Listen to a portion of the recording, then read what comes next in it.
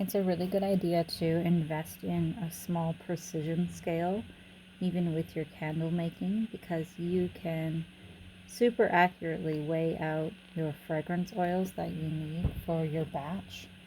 And I'm not going to worry about this half a gram, but if you really wanted to be super picky about it, you could get really technical. But then, as you can just see, I poured out the tiniest amount and it was too much.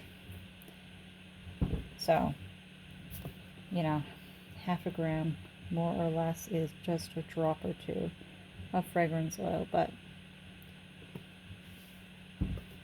there you have it, 50 grams, and now you can get really, really technical and accurate with your readings of how much fragrance you are using for your batch of candles.